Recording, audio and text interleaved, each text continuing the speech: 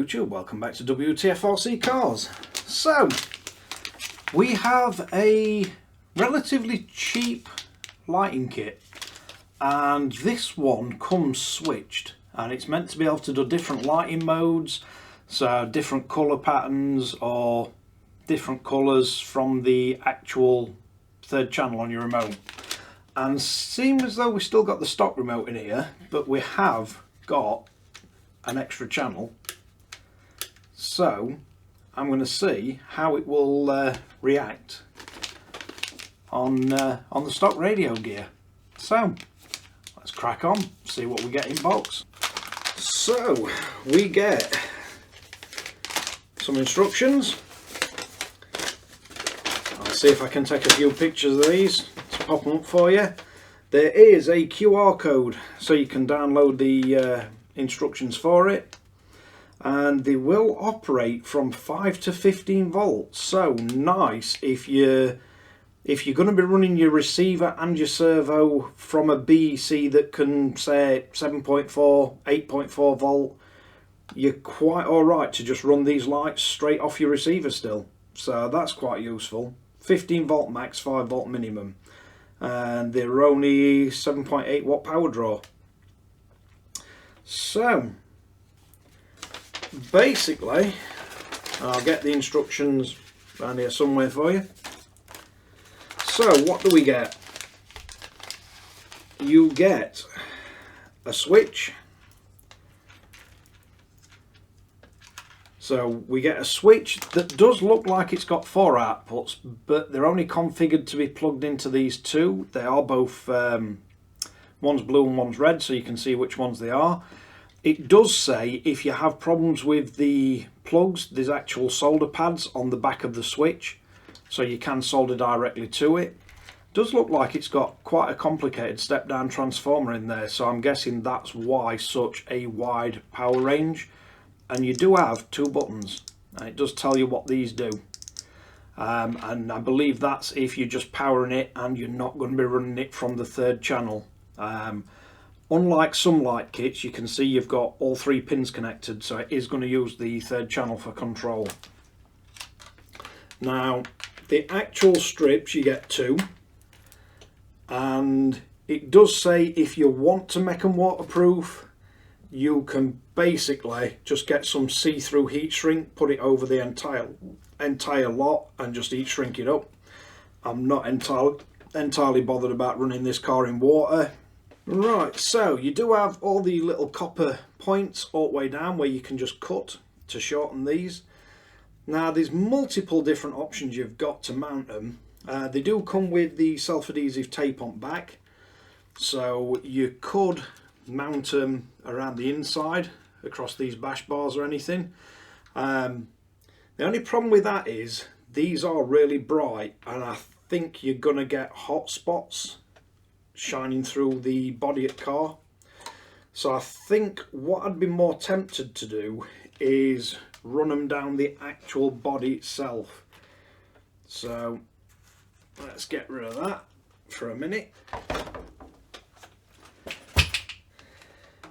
And seems though these are quite long, I think your better option is going to be mount them inside the body, because these pretty much, even though this is quite a large shell, these will run pretty much the entire length front to back. So if we're going to mount them to the body itself, the next thing we're going to want to have a look at is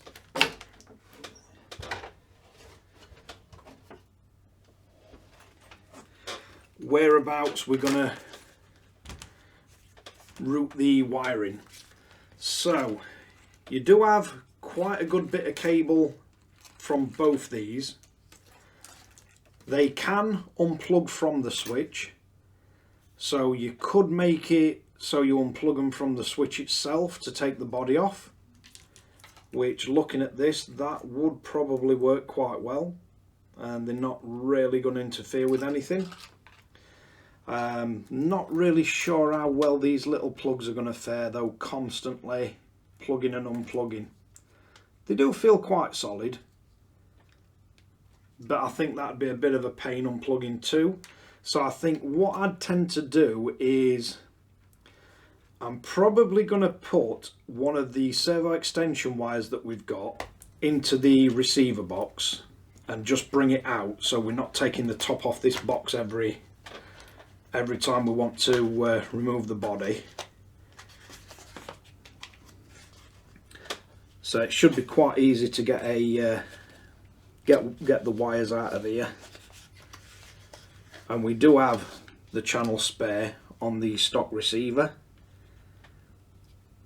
so that's not going to be an issue. And I think I'm probably just going to take one of the extensions out of here and tie wrap it to the top of that diff housing, so it's nice and easy to get the plug in and out. And then I'm more than likely going to mount this to the actual body, so we can put these cables really tidy up, so we're not getting them stuck around the wheels or anything. So let's get a servo extension wire and get the power at least outside the radio box. So we'll crack on with that one. Right, so we've just got one of the normal servo extension wires that we use. Use this on quite a few at RCs. You can either buy these in packs or you can just make your own. So first thing we're going to need to do is see if we can pass this down through the gap at the bottom of the radio tray. You can quite easily pass an extra wire through there. See if I've got my snipe nose pliers so I can catch it. So we're going to bring this through into receiver box and then just plug that into channel 3. So that's going to get us power external. Not really sure why Kyosho don't fasten the receivers down. They just kind of wrap them in this foam and away they go. But seems to do the trick. You don't seem to get any complaints of Kyosho receivers dying prematurely, so that's got us as power external to his radio tray. Now I think looking at it, I'm going to use one of the cable ties that came with the light kit, and I'm going to strap that down securely so it's not going to interfere with diff,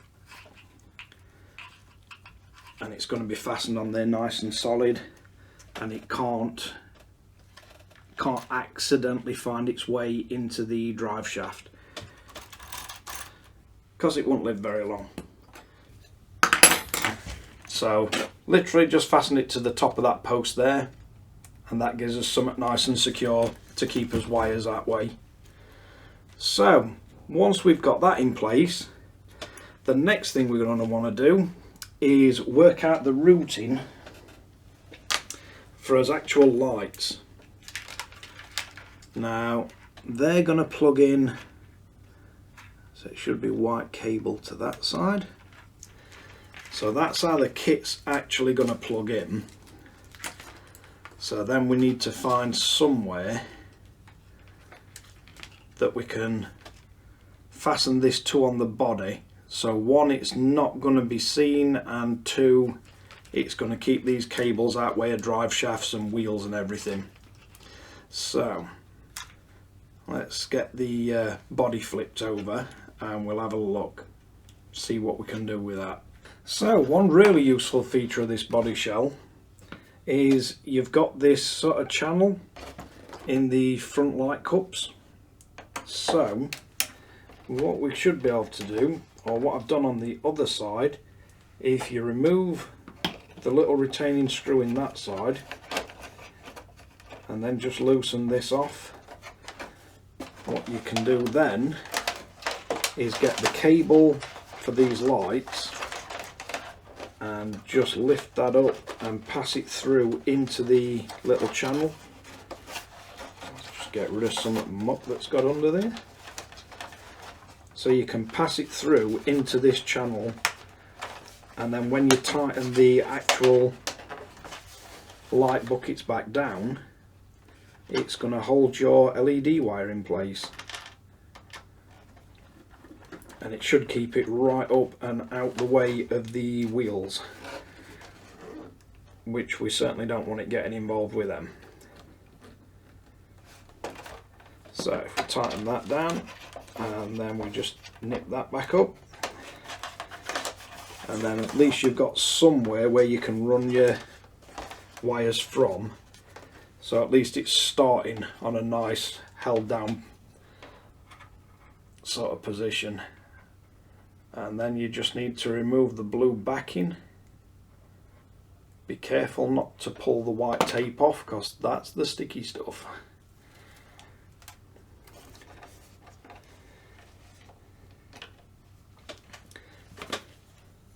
And then you just want to cut it off that end. And then all we're going to do is stick these LEDs to the actual body, and then we shouldn't get any hot spots shining through on the actual body itself, so it should give a nice sort of underglow effect, if you like.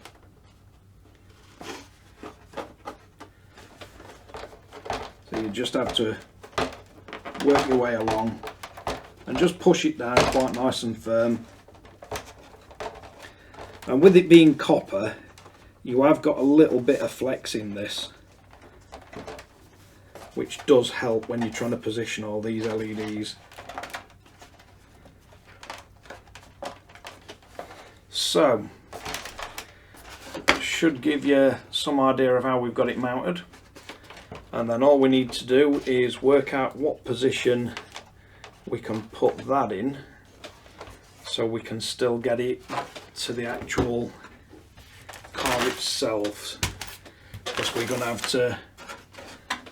to be able to get this connector onto the actual switch extension that we've put in. If we put one through the end of each one of these mounts,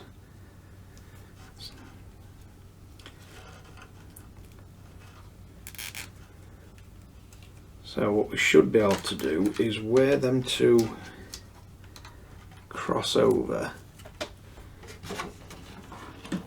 If we make something that we can put that in,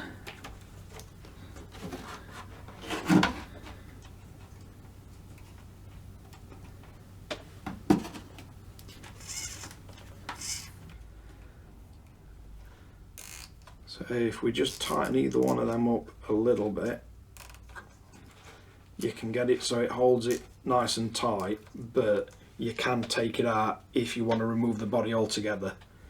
So let's see if we can configure this remote, this transmitter. So we're going to need some batteries. Let's get a couple of these.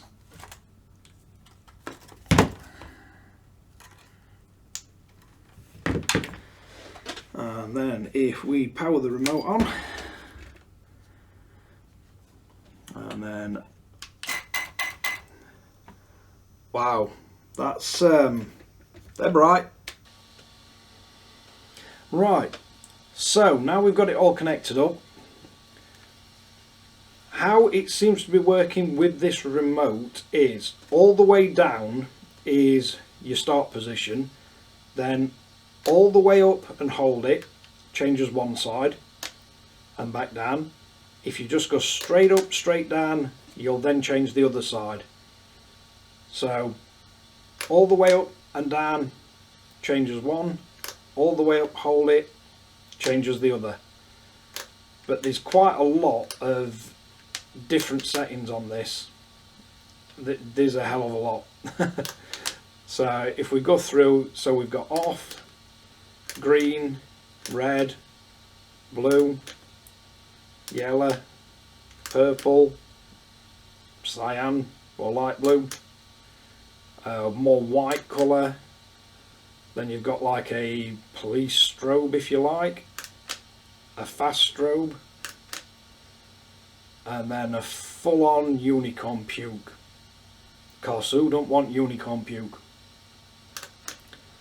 And then unicorn puke going other way, or different effect, and then off again. And then to do the other side, you just flick it up, hold it, and it'll scroll through, and you've got exactly the same options on both sides. So hopefully you find that interesting or entertaining or useful in some way. But as you can see, these are quite bright LEDs, and they do look like they're pretty well on there. I don't think they're going to be coming off. Where we've got them, they shouldn't be hitting any wheels or tyres or anything. It's nice and easy to connect, and then if you leave this so it's just loose, you can pull this out if you do want to remove the body altogether. So quite nice and easy to unplug, and without any configuration at all, you can control them off your stock Kyosho radio gear. So thanks again for watching WTF RC Cars. If you find this video useful, interesting, entertaining, or just a bit crazy, don't forget to like and subscribe, share to friends and family, anybody else that might want to watch us do crazy weird stuff to these cars. I'll catch you guys again in the next one.